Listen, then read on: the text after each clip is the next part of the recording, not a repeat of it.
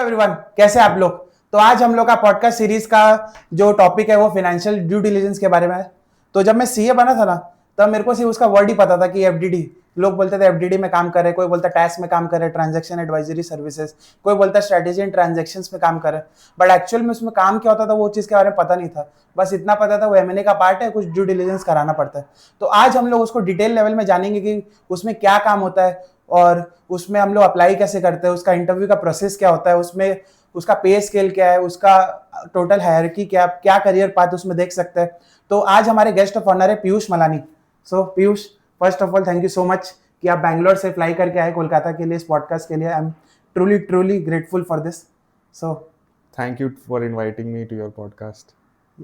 So, if I give you an introduction about Piyush, so Piyush is a chartered accountant and having 3.5 years of experience in the Big Four domain in the FDD practice, and he is also a CFA L2 qualified. So Piyuष Malani, तो मेरे को याद है अपने CA का tuition साथ में चालू किए थे, सीपीटी का जर्नी, और फिर अपने सीए क्वालिफाई किए। तो आपका ओवरऑल सीए जर्नी के बारे में आप क्या बोलना चाहेंगे? तो आपका सफ़र से लेकर सफ़र तक जो आपका ये जर्नी था, उस चीज़ के बारे में आप प्लीज़ मुझे डिटेल में बताइए। हाँ, तो क्लास 12 में दिया था 2016 में। I gave my class 12 and then मतलब बहुत सारे फ्रेंड्स थे मेरे, they're trying into different fields. कोई लॉयर में, कोई क्लैट दे रहा था, कोई सीपीटी दे रहा था। एंड आई हैव सीन, मतलब मेरे फैमिली में भी सीएज है, तो I have seen them. And मतलब वो एक फील्ड था जो मेरे को हमेशा फैसिनेट करता था कि हाउ डज इट वर्क, कैसे क्या काम होता है। और अकाउंट्स में मेरा काफ़ी इंटरेस्ट भी था during my high school time. तो हाँ, मतलब it help me gate into this field CPT. फिर मैं I thought let's give CPT, चलो देखते हैं क्या होता है। सीपीटी दिया, क्लियर हुआ। फिर आईपीसीसी दिया नेक्स्ट ईयर। फिर उसके बाद आर्टिकलशिप में गया, तो articleship I did my articleship in audit for 3 years। तो उसमें फिर दिया। फिर I gave my finals. I cleared in 2021। So finals में I had an issue because during when I was, जब मेरा फाइनल्स ड्यू था तब उस टाइम कोविड हिट कर गया and my exams got postponed by 6 months. So I gave my finals in November 2020 instead of May 2020. And उसके बाद I cleared in July 2021 attempt. Lovely. सो मेरे को याद है कि 13 सितंबर वाज द डेट जिस दिन आपका सीए क्लियर हुआ था, और उस दिन आपकी मम्मी का बर्थडे था। तो can you share that feeling, मतलब वो फीलिंग एक बार आप कैसा फील था वो उस दिन आप डिस्क्राइब कर सकते हो जिस दिन आप सीए बने थे? यार वो फीलिंग तो बहुत प्राइसलेस था, specially becoming a CA, getting your result as a CA कि you are a CA now, and specially that happening on your mother's birthday. मतलब she has seen me go through all the suffer that you were talking about, right? या Yeah. So उनके साथ वो जो सफर था वो share किया है। उन्होंने देखा है मेरा सफर, उन्होंने मेरे साथ रोया है, सब कुछ किया है। she has been there through all the ups and downs from the start, I think. And मतलब that उस दिन जो सीए बना, that would have been the best gift that I could have ever given. And मतलब उस दिन के emotions तो एकदम अलग ही थे। मतलब मैं जैसे ही सीए बना, मैं मम्मी के पास गया, मैं I hugged her and I cried like a baby that day. That was a very emotional moment for me. Yeah, I'm literally getting goosebumps. So I can also imagine my day. It's literally like truly magical, students. तो ये चीज़ को manifest करो यार, और इसे दिन के लिए पढ़ो, क्योंकि इससे बढ़िया, इससे मैजिकल दिन शायद आ सकता है लाइफ में। But as on that day उससे बढ़िया दिन कुछ नहीं होगा लाइफ में। जब तक आपका जितना भी साल लगा आपको, 3 साल 4 साल 5 साल 6 साल, सब चीज़ वर्थ इट हो जाएगा। ईच एंड एवरी सफर जो अपने बात कर रहे हैं। एम आई राइट और रॉन्ग? या एब्सोल्युटली करेक्ट। तो अगर मैं आपसे पूछूं सीए बनने के बाद आप क्या किए, मतलब आपका सीए बनने का नेक्स्ट स्टेप्स क्या था, अगर मैं पूछूं तो? सीए बनने के बाद फर्स्ट ऑफ ऑल तो यार गाइस, एक हफ्ता का ब्रेक ले लो, पार्टी करो, मस्ती करो, मौज करो। उसके बाद you need to get a hold of yourself again and CVV prepare करो। एंड उसके बाद you need to prep yourself for interviews and all. Interviews में भी आपको कैसे परफॉर्म करना है, क्या करना है, आप how do you want, which companies you want to go into, you need to understand that आपका इंटरेस्ट क्या है, वो आपको समझना होगा। तो अगर मैं आपसे पूछूं, जैसे आपने कहा कि पहले पार्टी करो, मस्ती करो, अपने आप को रिलैक्स कर लो, उसके बाद फिर आप अप्लाई करना चालू करो, तो इसमें आप मेरे को ये चीज़ में फोकस करना है कि लिंक्डइन या कोई भी नेटवर्किंग साइट या पर्सनल नेटवर्क, पर्सनल कनेक्ट्स कितना इंपॉर्टेंट आज के दिन पे, क्योंकि मैंने इकोनॉमिक्स टाइम में एक बहुत बड़ा हेडिंग पढ़ा था कि your network is equal to net worth. तो आज के दिन पे मेरे को ऐसा फील होता है, अपने टाइम पे तो लाइव क्लासेस होते थे सीए इंटर के, सीए फाइनल के, तो हम लोग विद इन पीयर्स भी काफ़ी नेटवर्किंग था अपना। बट मेरे को ऐसा फील होता है आजकल के बच्चे सब का वर्चुअल क्लासेस चलता है मोस्टली, वर्क फ्रॉम सॉरी क्या बोलते हैं पेन ड्राइव क्लासेस। तो मेरे को ऐसा फील होता है कि वो नेटवर्क जो कनेक्ट है वो चीज़ बैठ नहीं पाता है। तो आपके हिसाब से कितना इंपॉर्टेंट है नेटवर्किंग आज के दिन पे? नेटवर्किंग यार बहुत इंपॉर्टेंट है, आपके बहुत फायदे हो सकते हैं नेटवर्किंग से। You can always benefit from doing networking. और अपने टाइम में as you said we had physical classes during tuitions and all, IPCC बोल लो, फाइनल्स बोल लो। तो मतलब हम लोग जाते थे, हम लोग वहीं पे कनेक्ट्स बना लेते थे, कई दोस्त बन जाते थे हमारे, तो वहां से कनेक्ट्स बन जाते थे। And also I would say कि आज के टाइम में तो आपके पास सोशल मीडिया है, तो सोशल मीडिया में LinkedIn is the most powerful tool I guess for people to get jobs. Truly. मतलब if you can connect and network with people on LinkedIn and you know how to communicate on LinkedIn in a specific way, then you can always be ahead of the pack. तो जैसे आपने बोले कि personal connect बहुत important है और LinkedIn का role आपने बताया, तो अगर मैं टाइमलाइन समझूँ तो सबसे पहले मैं सीए क्लियर किया। अब सीए क्लियर करने के बाद मैंने एक हफ्ता पार्टी कर ली। अब मुझे सीवी बनाना है अपना और मुझे अब अप्लाई करना है हर जगह। तो आप इसको क्रिस्प में समझा सकते हो कि एक सीए एस्पिरेंट मतलब जो सीए बन चुका है और अब वो मस्ती कर लिया, अब उसको सीवी बनाना है। तो सीवी बनाने से लेकर इंटरव्यू का जर्नी तक, मतलब जो बेसिकली अपना फोकस नेटवर्किंग बेस्ड टाइम पे, तो उसको कैसे वो चीज़ इम्प्लीमेंट कर सकता है बहुत ideally. So guys, you have a lots of sites are there आजकल ऑनलाइन, बहुत साइट्स आ गए, नौकरी आ गए, लिंक्डइन आ गए, वहाँ अपना सीवीज डालो, अपना नौकरी से आपको कॉल आएंगे। और भी अलग अलग साइट्स है, आई एम जॉब्स करके है, उसमें भी आते हैं। फिर आपके पास कैंपस तो है ही, तो कैंपस में बैठो आप, कैंपस में भी आप बैठोगे तो आपको काफ़ी कंपनी से कॉल्स आएंगे for interview and all. And personally I use LinkedIn a lot during when I cleared my CA, क्योंकि and what I did was उस टाइम लिंक्डइन का 2 मंथ्स और 3 मंथ्स का फ्री प्रीमियम सब्सक्रिप्शन मिल रहा था मेरे को, तो फ्री ट्रायल वर्जन में, तो I took that. And since there is a limit, मतलब अगर आप नॉर्मल लिंक्डइन से यूज करोगे तो एक लिमिट रहता है कि आप इतने कनेक्ट ही बना सकते हो इन अ वीक और इन अ मंथ। लेकिन हाँ, what I did, I took that premium version free trial का, एंड मैं बेशरम जैसे मैसेज करता था लोगों को। फिर मतलब आई वाज बेशरम कि मतलब आप मेरे को रेफर कर दो कंपनी में अपने, मेरे को जॉब चाहिए नहीं बोलता था, बट हाँ आई वाज लाइक कि हाँ आप मेरे को रेफर कर दो मेरे कंपनी में। सो हाँ, तो उसमें फिर मेरा नेटवर्क ग्रो हुआ धीरे धीरे धीरे धीरे धीरे धीरे, and I kept on messaging. तो इसमें भी आप मैसेज करोगे, ऐसा नहीं है कि आप सब एवरीबॉडी विल रिप्लाई यू।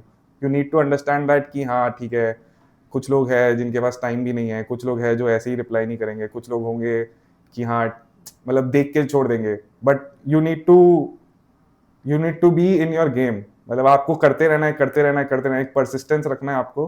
तो जिससे आप जैसे आपके पास अगर 100 लोग को आप मैसेज कर रहे हो तो 10 लोग आपको रिप्लाई करेंगे, 10 लोग जो रिप्लाई कर रहे हैं उसमें से 5 आपको रेफर करेंगे, 5 जो रेफर कर रहे हो उसमें से आपको 2 का इंटरव्यू कॉल आएगा।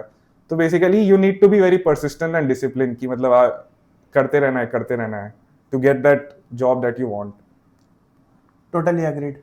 तो मेरा भी एक ऐसे स्ट्रेटजी रहता था कि सपोज मैं कोई इस कंपनी में काम करना है या इस प्रोफाइल में काम करना है, तो मैं उधर जाके mostly manager and above level से कनेक्ट करता था, क्योंकि they are in the influential position. और आई वॉज पहले मैं उनके साथ पर्सनल कनेक्ट करने का ट्राई करता था कि उनसे पहले कनेक्ट बैठे, क्योंकि लोग क्या करते हैं डायरेक्टली बोलते हैं I want to apply in this role, तो वो एक नेगेटिव चीज़ चला जाता है। तो मुझे फील होता है पहले आप एक पर्सनल कनेक्ट बनाओ, हाँ, उसके सही बाद बात है। फिर आप अपना मेन जो पर्पस है उसको फुलफिल करो।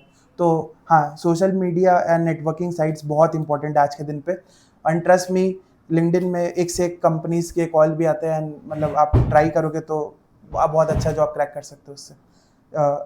आपने खुद उसमें बहुत सारे अप्लाई किए और आपको Yes. कन्वर्ट भी हुआ, सिमिलरली मेरा भी। तो नेक्स्ट मेरा ये चीज़ था कि आप कहाँ इंटरव्यू दिए, आपका इंटरव्यू जर्नी, मतलब इंटरव्यू का कॉल आने से लेकर आपका एक्सपीरियंसेस कि आप जैसे इंडस्ट्री में या कहीं भी ऑडिट में या बिग फोर में जहाँ भी आपने इंटरव्यूज़ दिया, तो आपका ओवरऑल एक्सपीरियंस क्या था उस चीज़ को लेकर? तो इंटरव्यूज बेसिकली मैंने तो बहुत जगह इंटरव्यूज दिए थे when I qualified. I gave interviews in offshore, big four India, फिर इंडस्ट्री में भी दिया मैंने। एंड बैंकिंग फर्म्स में भी I had an opportunity to give an interview. तो या इंटरव्यू देना बहुत इंपॉर्टेंट है to understand what are your strengths, what are your weaknesses. Once you give that, उसके बाद आपको समझ आता है कि हाँ ठीक है, I need to work on this, कि ये मेरा वीक पॉइंट है, यहाँ पे मेरे को काम करना है. तो the first two interviews that I gave, that were very bad. मतलब बहुत खराब गया था मेरे को. इंटरव्यू देते ही मेरे को समझ आ गया था कि भाई नहीं होना है मेरा इसमें. तो या उसके बाद I started working on myself, how I need to present myself, how I need to communicate my thoughts. कैसे अपने थॉट्स को आप कम्युनिकेट करोगे कि सामने वाला आपके थॉट्स को समझेगा एंड अच्छे से कॉम्प्रहेंड कर पाएगा. तो या मतलब दैट इज ऑल्सो इम्पॉर्टेंट कि मतलब आप इंटरव्यूज दो, तब आपका दिमाग भी खुलेगा कि हाँ ठीक है, I need to work on this, I need कि मतलब ये एक्स फैक्टर है जो मैं ला सकता हूँ. तो मैं भी आपके साथ ऐड ऑन करना चाहता हूँ, जैसे मैं जब इंटरव्यू देता था तो मैं हमेशा ये सोचता था कि सामने वाला को क्या चाहिए, तो उसको प्रॉब्लम सॉल्वर चाहिए, प्रॉब्लम तो सबके पास है. प्रॉब्लम से और दूसरा मेरे को ऐसा फील होता है कि कभी कभी नीडी बनना भी आपके लिए बहुत एक्स फैक्टर बन जाता है, क्योंकि सीए तो सब है, काम सबने करके रखा है, वो आपको क्यों लेगा, वो आपका वो डेस्परेशन देखेगा कि how much craving is that for job. तो मैं हमेशा यही करता था, मैं अपने आप को मिरर के सामने पूरा प्रैक्टिस किया, मशीन बन गया था लिटरली इंटरव्यू देते देते. तो मैं पहले अपने आप का इंट्रो भी पूरा पूरा एकदम मगअप कर लिया था कि मेरे को इंट्रो में इस लेवल में बोलना है. और हमेशा इंटरव्यू को डाइवर्ट करो जो आपको बेस्ट आता हो, तो उनके माइंड के साथ खेलना आपको. बेसिकली आप जो इंटरव्यू में पढ़े हो, आपका जो बेस्ट है, जैसे मेरा F R S F M core area था, तो हमेशा उसको बोलता था मेरा इंटरेस्ट एरिया एफ आर और एस एफ एम है, तो मैं उसको उसके तरफ डाइवर्ट करता था. बट अगेन यहाँ पर भी एक टिप आ जाता है कि अगर आप ऑडिट के लिए अप्लाई करो से फॉर एग्जाम्पल, और आप बोले मेरे F R S F am strong है, तो वो इरेलीवेंट हो जाता है. तो आपको प्रोफाइल देख के भी वो चीज़ को अपने आप को टेलर मेड करना पड़ता है. तो इंटरव्यू में ये सब चीज़ थोड़ा स्ट्रेटेजिकली आप करोगे तो फिर आपको बहुत फायदा रहेगा. ऑल्सो मैं बहुत जन को देखा हूँ कि वो लोग अपना सीवी चेंज कर देते हैं, जैसे अगर ऑडिट के लिए correct. अप्लाई कर रहे हैं तो अलग सीवी रहेगा उनका. Correct. तो ये चीज़ भी आप स्ट्रेटेजी फॉलो कर सकते हैं. तो थैंक यू, ये वाला आप बहुत अच्छा इनपुट दिए. तो मैं आपसे पूछना चाहता हूँ कि आपने जो अलग अलग, जैसे आपने बोला कि मैंने ऑफशोर में भी इंटरव्यू दिया, इंडस्ट्री में भी, ऑडिट में भी, तो आपने क्या एक्सपीरियंसेस अलग अलग फील किया कि आप इंडस्ट्री में इंटरव्यू दे रहे हो तो आपको कैसा फीलिंग है उसका, और उसका प्रिपरेशन कैसा किया आपने, वर्सेज अगर आप ऑडिट में इंटरव्यू दे रहे हो तो आपका उस चीज़ में वर्सेज या आप कोई और प्रोफाइल में दे रहे हो, तो आपका इंटरव्यू प्रिपरेशन कैसा स्ट्रेटेजिक था और आपका इंटरव्यू एक्सपीरियंस कैसा था दोनों अलग अलग बैकग्राउंड में. सो पहले चलते हैं इंडस्ट्री. तो इंडस्ट्री में अगर आप इंटरव्यू दे रहे हो, यू नीड टू अंडरस्टैंड कि आप कौन से कंपनी में इंटरव्यू दे रहे हो, और उसके बारे में यू नीड टू, मतलब आप पढ़ो, इंटरनेट पे आजकल सब कुछ मिल जाता है, तो you can get all the knowledge you want from about the company and what ever the company is doing. And खाली कंपनी के बारे में नहीं, कंपनी के फाइनेंशियल्स देखो आप, कंपनी के फाउंडर्स के बारे में पढ़ो, प्रोमोटर्स के बारे में पढ़ो, कौन है कौन नहीं है. You need to understand that also, क्योंकि इंटरव्यूअर जो होगा वो स्पेसिफिक उसी कंपनी के लिए क्वेश्चंस पूछेगा आपसे. तो you need to prepare for that. That is what my understanding I got from my interviews. अगर आप ऑफशोर में जा रहे हो तो आई सीन कि ऑफशोर ऑडिट हो गया या जो भी हो गया, they expect you to have a good communication skill, क्योंकि वहाँ पे आपको कम्युनिकेट करना होगा विद द ऑनशोर टीम.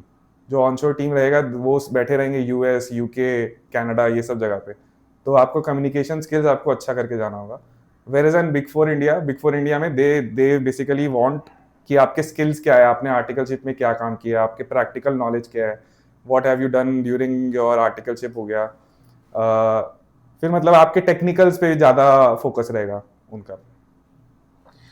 तो ओवरऑल लेवल में आपने बहुत बढ़िया क्लैरिटी दी इस चीज़ के बारे में कि हर इंटरव्यू में कैसे स्ट्रेटेजिक होना है.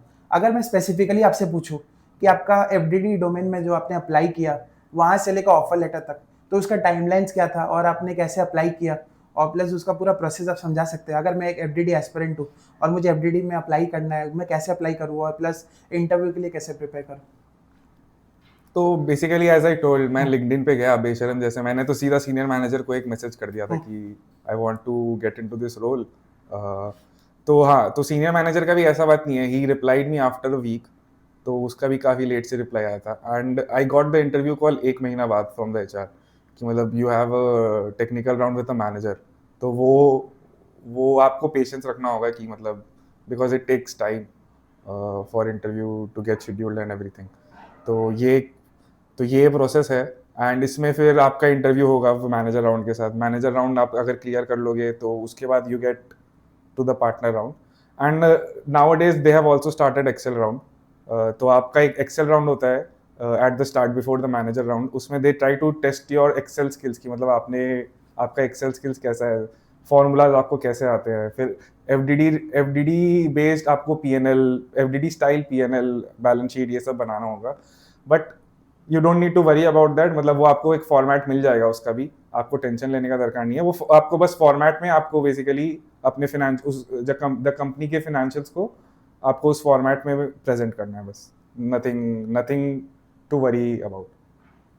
टोटली मेरा एक्सपीरियंस अगर मैं बताऊँ तो यही सेम था मेरा, कि मेरा एक्सेल टेस्ट हुआ पहले, फिर मेरा मैनेजर राउंड हुआ, फिर पार्टनर राउंड हुआ. तो बेसिकली अगर मैं आपको बोलूँ तो ओवरऑल मेरे टाइम पे डिमांड ज़्यादा थी, मतलब मेरे टाइम में कि बहुत ज़्यादा रश था उस टाइम पे. तो जब मैं ज्वाइन किया था तो मेरा 1 हफ्ता के अंदर सारा प्रोसेस हो गया था. ओके. तो वो पूरा डायनामिक वो चीज़ को लेकर मैं कम्प्लीटली अग्री करता हूँ. और लिंक्डइन सही में बहुत फ्रूटफुल है इस चीज़ को लेकर. तो मेरा पार्टनर राउंड नहीं हुआ था, जैसे मेरा सब्सिक्वेंटली पार्टनर राउंड हुआ था. अच्छा. तो मेरा सिर्फ और सिर्फ मैनेजर राउंड हुआ था उस टाइम पे. तो it totally depend upon the demand. तो अगर मैं आपसे पूछूं कि आप इंटरव्यू का अप्लाई के बारे में बताएं कि आप लिंक्डइन के थ्रू अप्लाई किया, आपका पहले एक्सेल राउंड हुआ, फिर मैनेजर, फिर पार्टनर राउंड हुआ, तो उसका टाइमलाइंस आपने बताया. तो अगर मैं पूछूं कि अगर मुझे इस पे पढ़ना है, अगर मेरे को इस चीज़ के लिए प्रिपेयर करना है, मेरा इंटरव्यू का कॉल आ गया, तो मैं क्या क्या चीज़ को ज़्यादा इंपॉर्टेंस दूंगा, क्या क्या चीज़ को और अच्छे से स्ट्रेटेजिकली इम्प्लीमेंट करूंगा अपने प्रिपरेशन के लिए, इंटरव्यू के लिए. तो अगर आप ये इनपुट दे पाएंगे तो अभी इस चीज़ को लेके बहुत हेल्प होगी बच्चों को. तो इनपुट्स में आई कैन टेल यू कि मतलब आप कनेक्ट करिए लोगों से जो इस प्रोफाइल में है. They can give you a better understanding of how FDD works and कैसे क्या होता है. ऑल्सो यू कैन ऑल्सो मतलब आपको इन डेज पे आपका अच्छा ग्रिप होना चाहिए, क्योंकि इन डेज में काफ़ी काम रहेगा. आपको अंडरस्टैंडिंग चाहिए आपको कंपनीज का कि मतलब कैसे क्या, कौन सा इंडेक्स फॉलो होता है, एएस फॉलो होता है कि इंडेक्स फॉलो होता है, कैसे रेवेन्यू रिकग्निशन हो रहा है उनका. इंडेक्स 115 बोल लो, इंडेक्स 116 बोल लो, और भी बहुत सारे इंडेक्स है. You need to have a grip on that, क्योंकि आपके जो इंटरव्यूअर होगा वो उसका फोकस मोस्टली आपका टेक्निकल्स चेक करने में होगा. Because since you are a fresher, they won't expect you to know everything about FDD. तो हाँ, जितना आपको पता होगा उसी पे आप पे क्वेश्चंस किया जाएगा कि मतलब आपका प्रैक्टिकली आपने क्या क्या काम किया आर्टिकलशिप के टाइम. आर्टिकलशिप बोल लो, फिर आपका टेक्निकल नॉलेज बोल लो, कि आपने बिजनेस नॉलेज हो गया. बिजनेस नॉलेज हो गया, कि आपके सीए का जर्नी में आपने कैसे, मतलब how you have handled things. अगर आपका मतलब माइंडसेट जो है वो बिजनेस के तरह रन करता है कि आप हर चीज़ को मार्जिन्स के Correct. पर्सपेक्टिव से सोचते हो, 3-4 थॉट प्रोसेस से आप सोच पा रहे हो, तो उसमें आपको हमेशा एज मिलेगा. क्योंकि as a fresher we expect कि आपने अपना आर्टिकलशिप सही से किया है, आपने क्लाइंट फेसिंग काम किया है, तो भी मोस्टली ऑडिट वाले लोग को प्रेफर किया जाता है इसी Correct. के लिए. तो उस चीज़ से आप लोग को एक एज मिलता है कि अगर आपने आर्टिकलशिप सही तरीके से किया है और आपका प्रॉपर इंडेक्स का अच्छा बैकग्राउंड है, आपका टेक्निकल अच्छा है, बाकी आप काम करते करते सीख जाओगे. तो आपको बस अपना माइंड ओपन रखना, माइंड वाइड रखना जब आप एफडीडी के लिए इंटरव्यू दे रहे हो, तो क्योंकि you can expect case studies and different kinds of question. तो पीयूष, अगर मैं आपसे पूछूं कि आपने एफडीडी क्यों चूज किया among all the offers that you got, if you tell your offer letters journeys कि आपने इतना अप्लाई किया, आपको इतना ऑफर्स है, तो उसमें आपने एफडीडी को क्यों चूज किया, why you have chosen FDD? So मैंने टोटल समझ लो आप 12 या 13 कंपनीज में इंटरव्यूज दिए होंगे, जिसमें से I got offers from 5 companies. So हाँ, मेरा rejection ratio was higher than what my acceptance ratio was. But हाँ, going back to your question कि why I chose FDD. FDD is basically मतलब what I understood from my seniors, मतलब मैं senior से भी बात किया कि मतलब कैसे होता है, क्या काम होता है. तो getting an understanding from that कि FDD is a very cream profile. मतलब आपको बिजनेस के ins and outs सब पता चलेंगे. You get to work into different industries. मतलब एक साल में आपको 5 से 6 प्रोजेक्ट्स हैंडल करने मिलेंगे. आप 6 डिफरेंट कंपनीज के बारे में पढ़ोगे, समझोगे कि क्या चलता है, क्या नहीं चल रहा है. You have a client facing role. तो मतलब आप, ऐसा बात नहीं है कि आप खाली फाइनेंस कंट्रोलर या उससे ही आपका इंटरेक्शन होगा. मतलब आप I have been into project जिसमें I have directly talk to the CFO of the company. CFO छोड़ो, फाउंडर से भी मैं डायरेक्ट बात किया हूँ. तो मतलब it's a very unique and interesting client facing role, जिसमें आपको बहुत नॉलेज मिलता है कि मतलब आप कैसे कैसे कोई कंपनी चलता है, कैसे कंपनी के फाउंडर सोचते हैं कि मतलब, और फ्यूचर प्रोस्पेक्ट्स के बारे में भी आपको बहुत समझ में आता है कि मतलब कैसे आगे जाके कंपनी का क्या सोच रहेगा, क्या मिशन है कंपनी का, विजन क्या है, कैसे कंपनी कोई कोई जैसे स्टार्टअप है, अब वो कैसे अपने आप को प्रॉफिटेबल करने का ट्राई कर रही है कि मतलब, क्योंकि स्टार्टअप्स जनरली बर्न कैश, तो वो एक प्रॉफिटेबल, वो एक माइंडसेट जो है ना, वो आपको समझ आता है कि मतलब कैसा माइंडसेट है कंपनी के फाउंडर्स का, कंपनी के इन्वेस्टर्स का माइंडसेट आपको समझ में आता है, what the investors want from the company, कैसे कंपनी को चलाना है, कैसे नहीं चलाना है। तो वो एक आपको बहुत मतलब अंडरस्टैंडिंग, आपका बिजनेस अंडरस्टैंडिंग बहुत बढ़िया हो जाता है। लर्निंग काफी हाई है इस लर्निंग, या करेक्ट, लर्निंग का और बहुत बढ़िया है। अपने मैं अपना 3 साल की जर्नी के बाद अगर बैक डेट में जाऊँ तो मैं अपने आप को थैंक यू बोलूँगा कि मैंने इस प्रोफाइल को चूज़ किया, Correct. क्योंकि मेरे को ऐसा फील होता है इंसान का ब्रेन स्टिमुलेट होना चाहिए। अब ब्रेन स्टिमुलेशन हो रहा है तो आपका माइंड ऑक्यूपाइड है, तो आपको प्रेशर ही फील नहीं होगा फिर, क्योंकि जब आप देखोगे कि आप एक डील किए और वो डील आपका पेपर में छप रहा है कि उसको इतना फंडिंग मिला, तो एक अचीवमेंट फील होती है वो करेक्ट, चीज़ के करेक्ट, बारे में। करेक्ट होता है। तो व्यूअर्स, अभी तक जो हम लोग बात की उस पर सम अप करते, तो पहले आपने अपना इंट्रो दिया, अपने बारे में, आपका जर्नी के बारे में बताया, सीपीटी से लेकर फाइनल तक का। उसके बाद फिर आप जो सीए क्लियर किए, आपने कैसे अप्लाई किया, आपका नेटवर्किंग के बारे में, सब चीज़ के बारे में, आपका सीवी के बारे में। फिर उसके बाद आपका इंटरव्यू, ओवरऑल इंटरव्यू, फिर अपने एफडीडी स्पेसिफिक इंटरव्यू के बारे में बात की, फिर आपने एफडीडी क्यों चूज़ किया उसके बारे में बात की। अगर मैं आपसे पूछना चाहूँ कि एफडीडी में एक्चुअली में करते क्या है, मतलब अब मैं अपने सब चीज़ बात कर ली, बट एक्चुअल में काम क्या होता है उस एफडीडी में, अगर आप एंड टू एंड बेसिस में समझा पाए कि लेमन के टर्म्स पे, तो एफडीडी में करते क्या हम एक्चुअल में? यार मैं तो बहुत देर से बोल रहा हूँ यार, थोड़ा आप भी बताओ, आपने भी एफडीडी में काम किया है, आप अपना व्यूज भी दीजिए व्यूअर्स को, let them understand your view point also, कैसे क्या डेफिनेटली। चलता है, क्या होता है। तो व्यूअर्स, एफडीडी में सबसे पहले आप समझिएगा कि मर्जर एक्विजिशन और एफडीडी का आपका मिथ को क्लियर करते हैं कि दोनों चीज़ क्या होता है।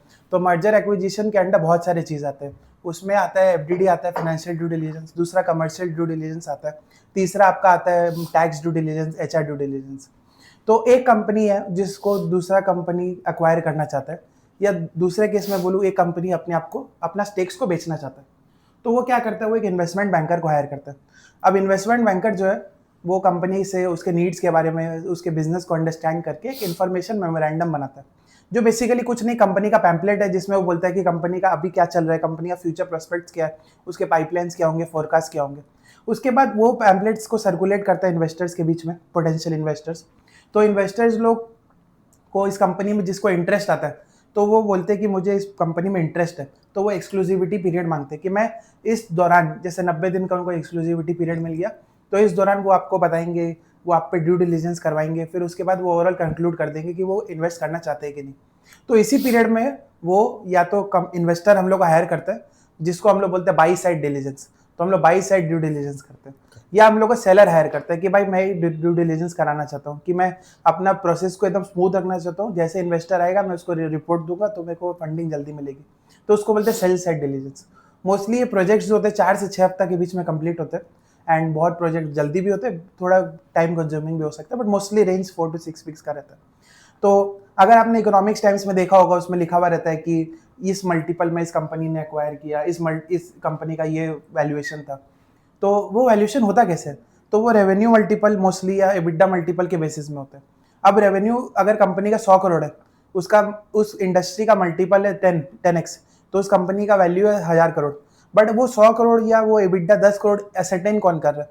तो हम लोग का काम वहाँ आता है कि आज के दिन पे जो हम लोग का फाइनेंशियल है, हिस्टोरिकल पीरियड बोलते हैं उसको, तो हम लोग को जैसे बोल दिया कि तुमको 3 साल का ड्यू डिलिजेंस करना है, तो हम लोग लास्ट 3 साल का फाइनेंशियल्स देख के बोलते हैं कि आज के दिन पे जो कंपनी का फाइनेंशियल्स है, गो फॉरवर्ड बेसिस वो सस्टेन करेगा कि नहीं। तो हम लोग बेसिकली धंधा पे फोकस करते हैं, इसलिए बिड्डा तक देखते हैं हम लोग मोस्टली। तो उससे हम लोग का इंटरप्राइज वैल्यू असेटेन होता है, जिससे हम लोग नेट डेट आइटम्स को एडजस्ट करते हैं, वर्किंग कैपिटल को एडजस्ट करते हैं, जिससे हम लोग का कंपनी का इक्विटी वैल्यू आता है। तो मोस्टली हम लोग का काम इसी में रिवॉल्व करता है। तो ये हम लोग का बेसिक एफडीडी में जो करते हैं हम लोग। Also I would like to add कि मतलब EBITDA में भी ऐसे नहीं है कि जो नॉर्मल EBITDA होता है हम लोग वो ले लेते हैं। इट्स लाइक कि मतलब जो मतलब बिजनेस का EBITDA है दैट वी टेक, मतलब जो जैसे एक कोई खर्चा हो गया आपका, जैसे पर्सनल खर्चे हो गए, वो अब उसको रिमूव करेंगे, because that is not a business item. Personal खर्चे नहीं, जैसे one of items, one of expense हो गए कि मतलब अचानक से आप पे कोई पेनल्टी लग गई, मतलब गोइंग फॉरवर्ड फ्यूचर बेसिस पे वो पेनल्टी नहीं लगनी है आपको, लेकिन क्या है इस साल आपने कुछ गलत कर दिया उसकी वजह से पेनल्टी लगी, तो वो खर्चे को हम लोग EBITDA से फिर हटाएंगे। तो that we call as adjusted EBITDA. तो उसके बेसिस पे also we the valuation is basically done on adjusted basis. ये बात सही है आपका, तभी तो वो चीज़ आपने बोले एफडीडी में कि धंधा चाहिए, धंधा का नॉलेज, करेक्ट. धंधा का नॉलेज नहीं होगा, आपको सेक्टर का नॉलेज नहीं होगा तो फिर आप एडजस्टमेंट नहीं निकाल पाएंगे. कमिंग टू द टॉपिक की इसमें हायरकी क्या होती है, इसमें प्रमोशन कैसा होता है इसका, अगर आप as a CA fresher join करते हैं तो आप कौन सा किस डेजिग्नेशन में ज्वाइन करते हो, कहाँ तक अपना विजन लेके चल सकते as a CA fresher when you join a big four, तो आपको एसोसिएट लेवल पे ज्वाइन कराया जाएगा. फिर then you move up to senior associate. मतलब जनरली 3 years का पीरियड रहता है बिटवीन प्रमोशंस. सीनियर एसोसिएट, फिर मैनेजर, फिर सीनियर मैनेजर, फिर डायरेक्टर, फिर पार्टनर. तो मतलब ऐसे करते करते आप समझ लीजिए 2.5-3 years आपको लग जाएंगे to get promoted from one position to the another. And talking about the pay scale, so as a fresher you can expect around 12 to 13 LPA. Uh, हो. दिस इज फिक्स्ड और वेरिएबल? this is fixed. और इसमें variable is around ranges around 20%. तो आपका variable भी it's a good variable industry standards के हिसाब से what does CAs what chartered accountants get. And तो अगर मैं समअप करूँ तो पहले एसोसिएट लेवल में ज्वाइन किया, फिर Correct. 3 साल बाद सीनियर एसोसिएट, फिर मैनेजर, फिर डायरेक्टर, फिर पार्टनर. या सो सारे बिग फोर्स का अलग अलग भी होता है. हाँ. अब जैसे दिस इज एट EY में ये है हायरार्की. मतलब बाकी अगर आप KPMG या डेलॉयट में जाओगे तो देयर इज डिप्यूटी मैनेजर, फिर असिस्टेंट मैनेजर, फिर मैनेजर, ऐसे करके फिर दे इवॉल्व. तो एंड इवन केपीएमजी में जैसे आप अगर बिग फोर बैकग्राउंड से हो तो आपको सीधा एसोसिएट लेवल मिलेगा, बट आप बिग फोर सीनियर तो आपको 1 साल पहले सीनियर एनालिस्ट लेवल में लेता है. Okay, got it. और उसमें क्या है कि आप सीनियर एसोसिएट फिर 2 साल में बन जाते हो, तो 3 साल ओवरऑल 3 साल लगता है सीनियर एसोसिएट बनने में. अंडरस्टूड. और अगर मैं आपसे पूछना चाहूँ कि मैनेजर लेवल या डायरेक्टर या पार्टनर लेवल तक इंसान का पे स्केल क्या एस्पायर कर सकता है वो एफडीडी बैकग्राउंड में, is it in like 7 digits in, अगर मैं पार्टनर की बात करूँ तो? पार्टनर लेवल पे तो 7 digits पहुंच जाता है पे स्केल. तो या मतलब यू कैन एस्पायर दैट कि मतलब हाँ, if you are a partner you can expect कि हाँ you get 7 digit figure. Hope to that you also get that 7 digits. अगर मैं बात करूँ एग्जिट अपॉर्चुनिटी, तो पहला क्वेश्चन मेरा ये है कि इसकी एग्जिट अपॉर्चुनिटीज़ क्या है. मतलब अगर मैं एफडीडी ज्वाइन करता हूँ उसके बाद मुझे अब लगता है कि यार मैं 2-3 साल का एक्सपोजर लीजिए तो मेरे पास ऑप्शंस क्या अवेलेबल है. और दूसरा आपके हिसाब से what is the strategic time to exit, मतलब एक इंसान को कितना साल एफडीडी में रहना चाहिए उसके बाद उसको एग्जिट लेना चाहिए. जैसे बहुत जन को मैंने देखा है 8 साल 10 साल काम करके उन्होंने एग्जिट लिया एफडीडी में. तो आप एक बार मेरे को हर सिनेरियो में समझाइए कि आपके एग्जिट अपॉर्चुनिटीज़ क्या रहेंगे. सो FDD के एग्जिट अपॉर्चुनिटीज, तो since I work in the TMT sector, मतलब टेक्नोलॉजी मीडिया एंड टेलीकम्युनिकेशन, तो मेरे सेक्टर में क्या है, I get to work with a lot of startups and all. तो I have seen people go into, मतलब जिस प्रोजेक्ट पे वो काम कर रहे हैं वो स्टार्टअप को अगर वो आप समझ आ जाओगे तो आपको सामने से भी अप्रोच कर सकते हैं कि मतलब कैन यू, मतलब if you want you can join our team. मतलब since you have work with them, you understand the company, and मतलब आप जो इनसाइट्स दोगे उनको, if they see an X factor in you, then they can also approach you into coming into their company. And ऐसे अगर देखा जाए conventional, if I tell you, तो conventional mostly यही है exit opportunities कि you get into investment banking related profile. तो मतलब that is also an exit opportunity in FDD related after FDD. Okay. And अगर मैं 8-10 साल बाद छोड़ता हूँ तो मैंने बहुत लोगों को देखा कि वो कोई particular in house MNA team के स्ट्रेटेजिक रोल में जा रहे हैं, एमएनए हेड बन के. तो मेरे ख्याल से इसमें एग्जिट अपॉर्चुनिटीज़ काफ़ी अच्छी है, Correct. डिपेंड अपॉन आप कितना साल अपने को ग्रिल कराते हो. बहुत लोग सीएफओ भी बनते हैं स्टार्टअप. CFO में बन जाते. करेक्ट. तो अगर आपको एफडीडी ज्वाइन करके एग्जिट करना है तो 2 से 3 साल में अगर आप एग्जिट करोगे तो मोस्टली आप स्टार्टअप्स में जाओगे, आप इंडस्ट्री में ट्राई कर सकते हो.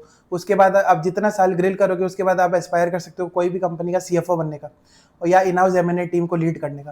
तो एफडीडी में मोस्टली आपको स्ट्रेटेजिक रोल्स में एग्जिट मिलता है, कंसल्टिंग या इन्वेस्टमेंट बैंकिंग. अगर मैं आपको पूछूं कि प्रोज क्या है और कॉन्स क्या है एफडीडी में ज्वाइन करने का, आपको आपके 3.5 साल के एक्सपीरियंस के हिसाब से आपको क्या प्रोज दिखे एफडीडी में और क्या कॉन्स दिखे?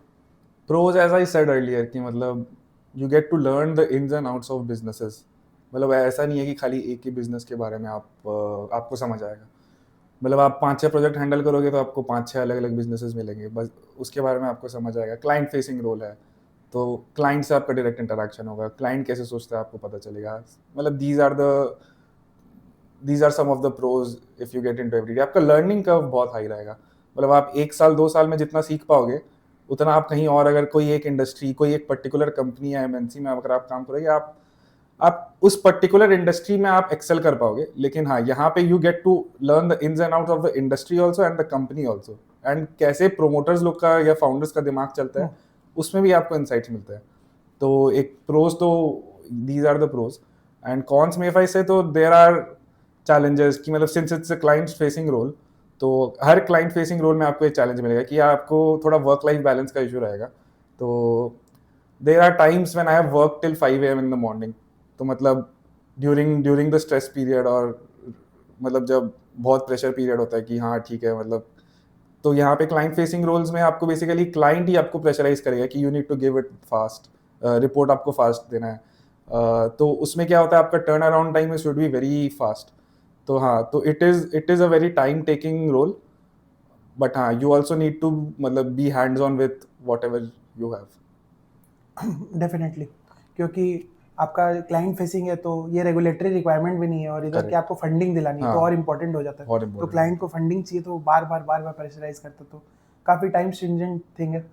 और सो पीयूष, प्रोज और कॉन्स जानने के बाद मैं आपसे पूछना चाहता हूँ कि how a typical day looks like in like working in FDD, जब आपका प्रेशर पीरियड चल रहा है वर्सेस जब आपका लीन पीरियड चल रहा है कि आपका प्रोजेक्ट का इनफ्लो उतना कम नहीं है, आपके डेटा का इनफ्लो नहीं है, तो आपका एक डे कैसे आप प्लान आउट करते हो? Yeah, as you had mentioned before कि 4 to 6 weeks का एक टाइमलाइन रहता है एक प्रोजेक्ट कंप्लीट होने का.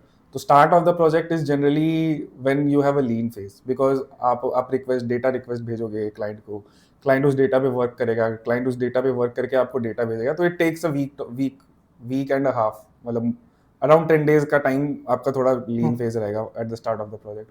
उसके बाद एज द डेटा इनफ्लोज, आपका turn around time, as I said, turn around time आपका बहुत फास्ट होना चाहिए. तो everybody expects you to be very fast and on the top of your tools.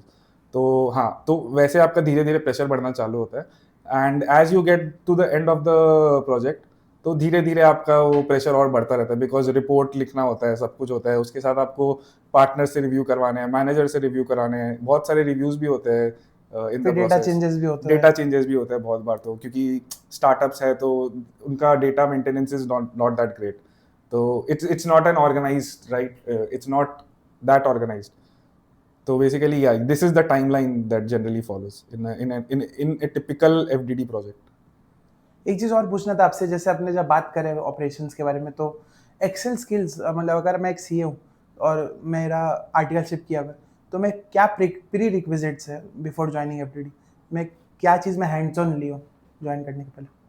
Hands on, देखो आपका टेक्निकल स्किल्स होना चाहिए, मतलब you need to have that technical knowledge कि हाँ एक business, you need to think through our business mindset कि मतलब एक बिजनेस कैसे चल रहा है, क्या चल रहा है. सबसे पहला रिक्विजिट तो वो होता है, बिकॉज आपके एनालिसिस में बहुत हेल्प करेगा आपका your questioning mindset, your business mindset कि कैसे क्या चल रहा है, क्या नहीं चल रहा है. And as you said, excel skills are very important, because हम लोग के पास जो डेटा आता है, it's a very data heavy kind of profile.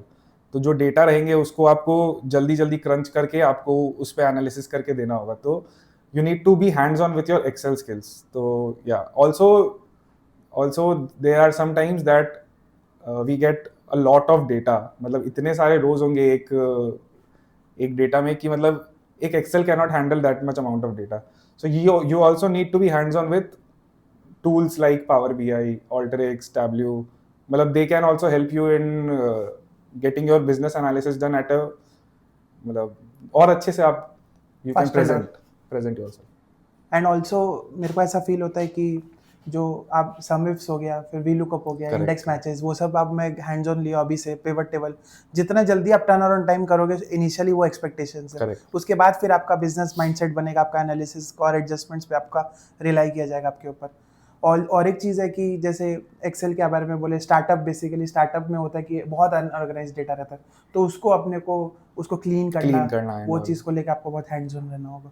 Next इसकी आपका बहुत सारा मिथ्स है एफडीडी को लेके, तो I want to clarify that myths कि फर्स्ट कि इज रैंकर, मतलब only rankers get in FDD? नहीं, ऐसा बात नहीं है कि खाली रैंकर्स ही जाते हैं, बट हाँ आपको एक प्रेफरेंस जरूर मिल जाता है if you have a rank. Preference मिलेगा if you are from big 4, because एक एफडीडी प्रोफाइल में दे वांट कि हाँ ठीक है एक नॉलेजेबल पर्सन हो जिससे, and if you are done your articleship from a big four और mid sized firm also, top mid sized firm India का, तो there also you get an advantage because that मतलब आपका they know that you can do the hard work at least, even if you are not that technically sound, but हाँ hard work तो आपको आता है अच्छा से, तो दे नो कि हाँ मतलब ये बंदा कर पाएगा, बंदा या बंदी। Why they prefer big four is क्योंकि उनको एक हैंड्स ऑन एम्प्लॉय चाहिए। जैसे बहुत सारे प्रोफाइल्स में होता है आपको शुरुआत में टाइम मिलता है ईज ऑफ करने का, लर्न करने का, बट इधर हो सकता है फर्स्ट डे से प्रोजेक्ट में लग जाओ। बिग फोर काफ़ी ट्रेनिंग्स भी कराता है, बट वो इनिशियल लेवल में दे एक्सपेक्ट कि आप वो मेंटल केपेबल हो कि आप प्रेशर झेल पाओ, तो इसलिए दे प्रेफर एंकर्स और बिग फोर। बट ऐसा नहीं है, nothing is impossible, mid size से भी होता है एंड मल्टीपल अटेम्प्ट्स भी होते हैं तो भी होता है, depend upon how technically capable you are. So focus on your technicals most important and your personality. Then so एक क्वालिटेटिव क्वेश्चन था पीयूष कि how have you evolve yourself as a student to a professional? 3.5 साल of your professional journey, आपको अपने अंदर क्या changes दिखे aura wise, personality wise, overall? So as a student मतलब उस टाइम तो मेरा फोकस एक ही था कि मेरे को सीए बनना है, सीए बनना है, सीए बनना है, मतलब जितना जल्दी हो सके मुझे सीए बनना है। And after becoming a CA I understood कि मतलब बिफोर बिकमिंग ए सीए मेरे को लगता था कि मेरा लाइफ सॉर्ट हो जाएगा एक बार मैं सीए बन जाऊंगा, उसके बाद कोई टेंशन नहीं लाइफ में। लेकिन after becoming a CA I realize कि मतलब लाइफ कभी सॉर्ट नहीं हो सकता है, यू नीड टू मतलब आपको लाइफ को सॉर्ट करना पड़ेगा डेफिनेटली। कि मतलब ऐसा नहीं है कि मतलब आप सीए बन जाओगे तो आपका लाइफ पूरा सॉर्ट हो जाएगा।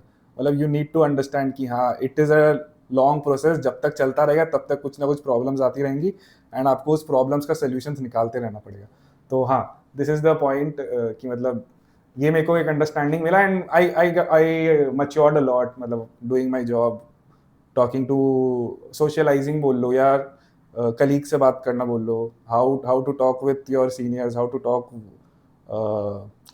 हाउ टू कम्युनिकेट बेटर, मतलब be it your seniors, be it your partners, be it your clients, कि मतलब फाउंडर से बात करना सीखे हो आप, कैसे बात करते हैं, कैसे करते हैं फाउंडर्स, कैसे बात करते हैं आप उनसे समझते हो, तो मतलब एक मैच्योरिटी आ जाता है एक इंसान में when they join a job उसके बाद। ओके। एंड लोकेशन को लेके आप क्या बोलना चाहते हैं कि जैसे अगर मैं एफडीडी एस्पिरेंट हूँ तो कौन से लोकेशन में मोस्टली प्लेसमेंट होती है? तो एफडीडी इज अ रोल जिसमें मतलब आपको प्रोजेक्ट कहीं का भी मिल सकता है, मतलब client could be from anywhere in India, तो मतलब I have been into client जिसमें मेरे को I have had to travel to